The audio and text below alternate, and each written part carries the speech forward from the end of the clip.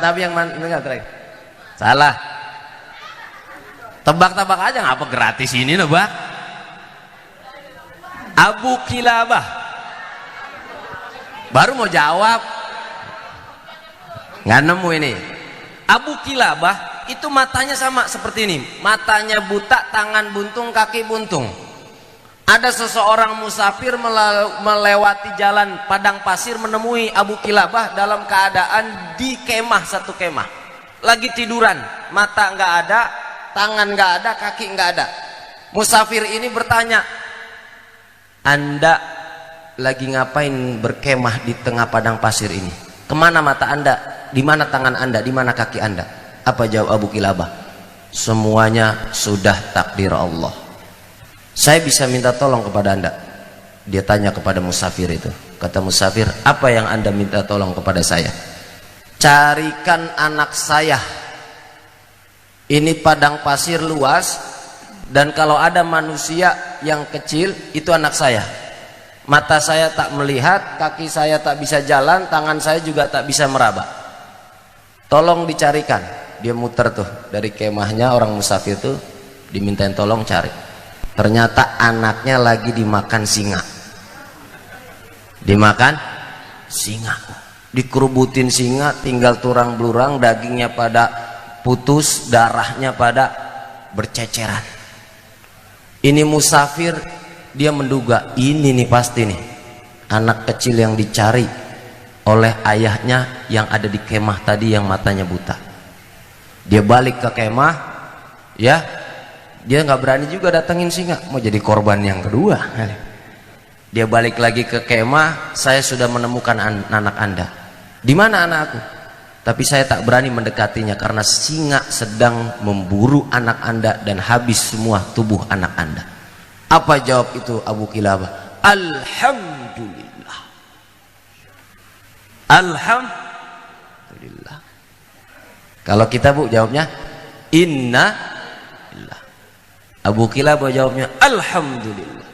Kaget musafir ini. Kok dikabarin anak ente dimakan sama singa tapi alhamdulillah. Dia jawab, saya bersyukur kepada Allah yang telah mewafatkan anak saya dalam keadaan husnul khotimah dan dia terlebih dahulu masuk ke dalam surganya Allah. Bukankah anak yang berbakti kepada kedua orang tua ketika meninggal akan masuk ke dalam surga? Surga. Bukankah anak yang rajin salat, rajin puasa, berbakti kepada kedua orang tua, jaminannya surga? Maka saya jawab alhamdulillah. Ketika dia menjawab alhamdulillah, terus musafir ini tanya, Anda matanya copot dari kapan? Sudah lama. Tangan Anda buntung dari kapan? Sudah lama. Kaki Anda putus dari kapan? Sudah lama. Terus Anda masih tinggal di sini dan bertahan, bagaimana cara makannya? Dia langsung jawab, alhamdulillah. Saya makan dari arah yang Allah punya kuasa. Begitu dia jawab alhamdulillah, nggak lama meninggal dunia. Wafat. Inilah sahabat terakhir yang meninggal dunia. Siapa namanya? Siapa namanya? Yang gak jadi gua kasih cepet, udah gua unjukin. Ntar ada lagi, tungguin aja, jangan ngantuk ngajinya. Meninggal dunia. Nangis itu musafir, mencucurkan air mata sambil bingung di padang pasir, tak ada orang seorang pun. Akhirnya ketika tidak menemukan orang, dapat jedah beberapa menit kemudian ada kuda 4 ekor ditumpangi oleh seorang yang terlihat dari jauh adalah raja. Dia panggil, wahai tuan, tolong, sa'iduni, tolong. Dia panggil, itu 4 kuda mendekat. Ada apa? Saya baru saja belum lama bicara sama mayat ini, dan mayat ini meninggal dunia. Diceritain tuh dari mulai anaknya dicari dan lain sebagainya. Coba, kata orang yang naik kuda itu, buka. Dia ditutupin, udah ditutupin sama kain Pak, dibuka. Itu orang yang naik di atas kuda semuanya turun menghampiri orang itu, mencium. Alhamdulillah. Sambil alhamdulillah. Makin kaget ini musafir, ini ngapa nih alhamdulillah semua dari tadi? Kenapa Anda alhamdulillah? Berempat tuh alhamdulillah sambil nyium. At-ta'rifu hadzal rajul? Ente tahu ini orang? La, abadan, saya nggak tahu siapa. Ini adalah sahabat Nabi yang terakhir yang meninggal dunia, dan tak ada lagi sahabat yang masih hidup kecuali dia. Akhirnya musafir itu jawab, Alhamdulillah. Kenapa? Karena Allah pertemukan saya dengan orang yang pernah bertemu baginda Nabi besar Muhammad sallallahu alaihi wasallam. Namanya siapa?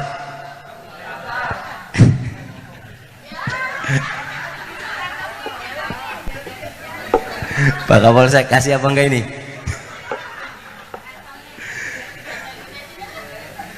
Yang merah udah apal aja yang merah. Ini sama seperti kisah ini.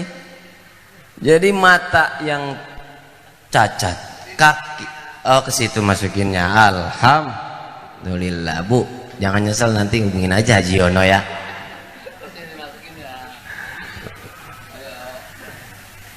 Mana qasamalun min sadaqah. Nabi sallallahu alaihi wasallam bersabda, tidak akan rugi, tidak akan berkurang harta yang diberikan untuk sedekah.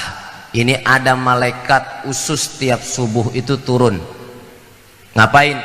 Doa. Allahumma a'ti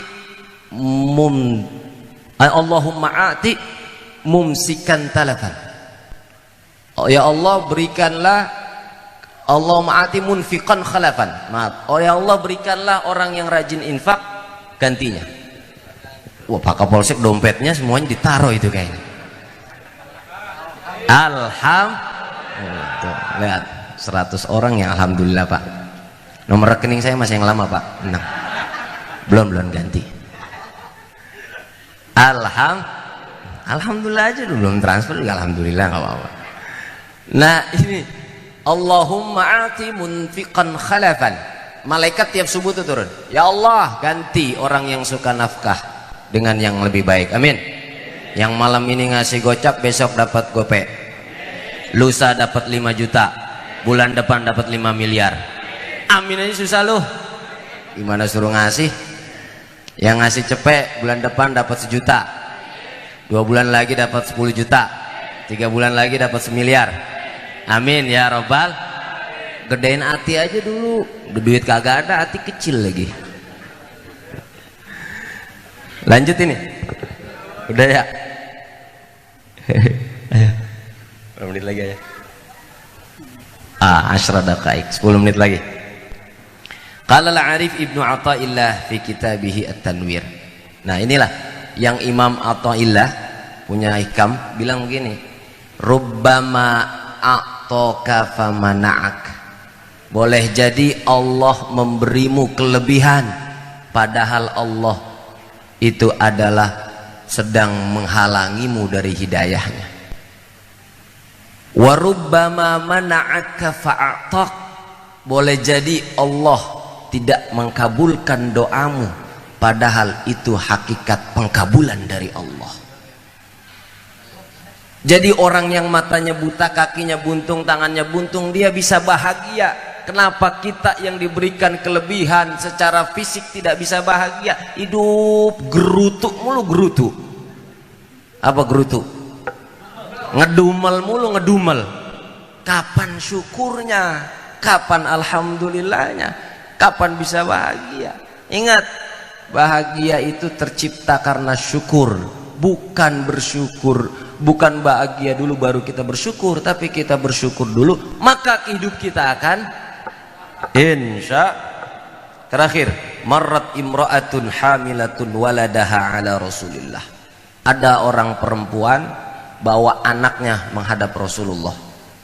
Nah, orang perempuan dengerin. Faqala li ashabihi. Orang ini ngomong sama sahabatnya. Nabi ngomong sama sahabatnya. Atarawna hadhihi tarihatan waladaha finnar. Ada orang wadon bawa anak ngadep Nabi. Orang wadon bawa anak ngadep Nabi. Di situ lagi banyak sahabat. Nabi ngomong begini, apakah kalian melihat bahwa perempuan ini membawa atau mencemplungkan anaknya ke dalam neraka? Bu, ngadep kiai, ngadep ulama, ngadep habaib, bawa anak terus dibilang neraka, pulang lagi apa enggak? Pulang lagi apa enggak? Sedih apa enggak? Faqalu ya la ya Rasulullah. Sahabat bilang enggak tahu ya Rasulullah. Kenapa Anda bilang anak ini akan dilemparkan ke dalam neraka? Qala fa wallah, demi Allah, lillahi arham bi 'abdihil mu'min. Demi Allah, Allah itu adalah maha penyayang kepada hambanya yang mukmin, min hadhihi biwaladiha, daripada yang ini dengan anaknya.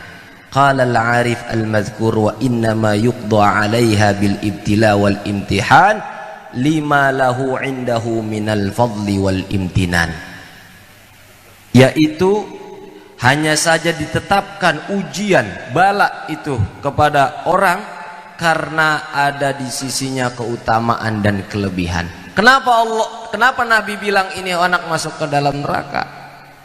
Ya, karena dikasih rizki yang banyak, kelebihan yang banyak, terus kelebihan dan rizki yang banyak, berikut anaknya melupakan dirinya dari jalan Allah Subhanahu wa ta'ala. Kalau seandainya kekayaan itu menjadi tolak ukur utama seseorang menjadi mulia di dunia, maka Qarunlah orang yang paling mulia di dunia. Kalau seandainya jabatan itu merupakan tolak ukur seseorang dipandang mulia, maka Fir'aun yang pernah mengaku Tuhan adalah orang yang paling mulia. Tapi dalam Islam bukan jabatan, bukan harta, bukan tahta, bukan wanita, bukan Raisa. Raisa ya udah bukan Raisa, Raisa udah diambil orang. Laudia Cynthia Bella. Nah, ini udah habis masa iddahnya ini. Pak Kapolsek punya nomornya kayaknya nih. Bagi-bagi WA-nya Pak. Bukan harta tahta wanita, ya bukan juga jabatan. Tapi apa yang membuat seseorang itu yang dekat kepada Allah walau dalam hal kekurangan, itulah yang menjadi keutamaan bagi dirinya. Terkadang kita mikir, ya Allah udah 10 tahun nikah nggak punya anak, syukuri. Yang punya anak belum tentu anaknya menjadi wasilah dia bisa masuk surga, padahal anaknya malah ditangkap sama polisi. Anaknya minum minuman keras, anaknya suka bermain judi, anaknya suka bermain di klub dugem, ya Pak ya, dugem, tahu dugem Pak? Duduk gemetar. Boleh nggak dugem? Boleh kalau dugemnya di Al Munawir.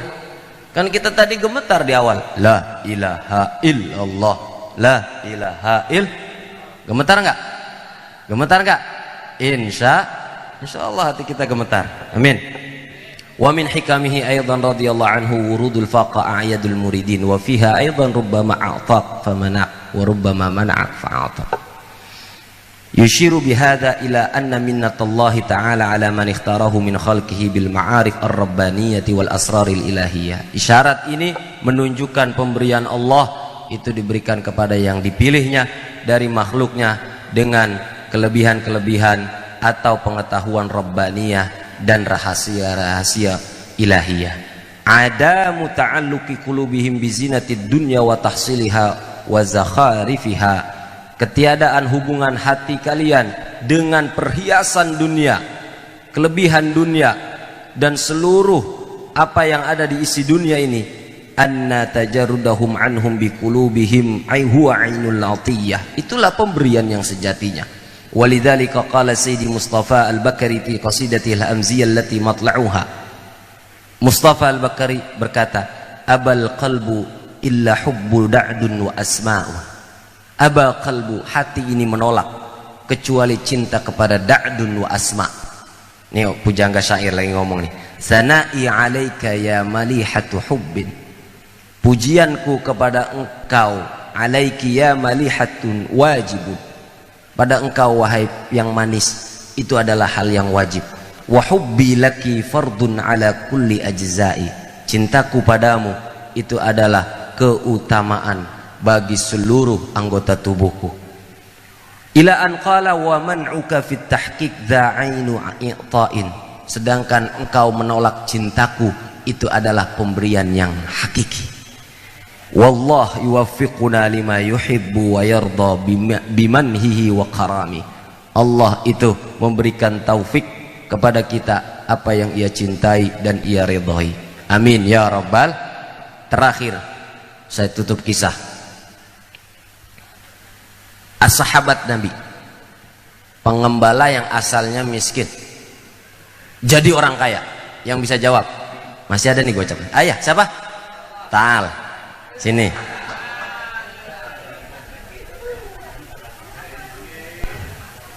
Wah cepet nih ngajinya, nggak ngantuk nih. Sa'labah.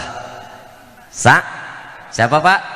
Sa'labah, sahabat Nabi, aslinya orang miskin jadi miliarder.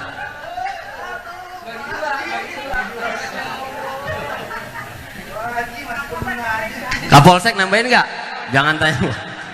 Padahal saya udah nggak mulai Pak. Tok tangan buat Kapolsek.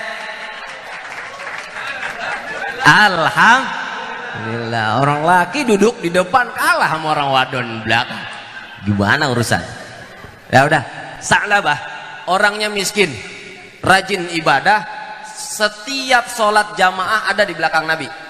Tuh Nabi kalau lagi wirid nih jadi imam Pak, bapak-bapak yang jadi imam habis sholat, Assalamualaikum warahmatullah, Assalamualaikum warahmatullah, itu Nabi hadisnya miring udah atau ngadep jamaah. Jangan jadi imam wiridnya ngadep kiblat aja, bas begitu nengok udah kagak ada makmumnya ya, miring Nabi sambil Nabi ngelirik nengok-nengok, ngabsen tuh Nabi tuh. Mana sahabat yang rajin, mana sahabat yang kadang-kadang datang kadang-kadang enggak. Yang rajin diantaranya Sa'labah, kaya Pak, miskin tapi rajin. Memang biasanya orang miskin tuh rajin ke masjid, kalau orang kaya jarang-jarang. Nah terus Sa'labah ada di saf awal itu nggak pernah putus selama hidupnya, karena dia sudah setia ngikut Nabi, udah merasa dekat dengan Nabi, minta doa sama Nabi, ya Rasulullah doain saya biar kaya. Boleh gak minta doa begini? Boleh. Minta doa sama kiai sama Habib boleh nggak? Boleh, supaya dikasih kaya. Nabi ketika dia berani minta doa begitu, kata Nabi Shallallahu Alaihi Wasallam, Nabi bilang, lu mah mendingan begini aja. Cara orang Betawi, lu mendingan begini aja. Ya Rasul, masa saya nggak boleh kaya? Sahabat yang lain ada yang kaya, saya pengen kaya. Doain ya Rasul. Dia paksa lagi ya Rasul. Kata Nabi, lu mendingan begini aja. Gua kata juga mendingan begini aja. 3 kali sampai desek lagi, ya Rasul doain saya kaya. Akhirnya doain sama Nabi, ya Allah mudah-mudahan Sa'labah kaya. Didoain sama Nabi, ya Allah mudah-mudahan Sa'labah kaya. Begitu didoain sama Nabi, pulang tahu-tahu ada yang nganterin kambing, dan kambingnya itu dia bikin kandang dari 2 sampai 2.000, 20.000, 200.000 kambing. Jadi dari 20.000, 200.000. Fi riwayah yang ngasih kambing Nabi. Ini belum ada roman-romannya kiai dimintain doa ngasih modal. Kalau ada unjukin gua di mana rumahnya. Nabi itu dimintain doa sama Sa'labah, ngasih modal juga. Nih kambing lu piara 2 jadi 2.000, 20.000, 200.000. Begitu udah 2.000, 20.000, 200.000, kagak kelihatan lagi di masjid. Bukan cuman gak kelihatan di masjid, Sayyidina Ali jadi panitia amil zakat.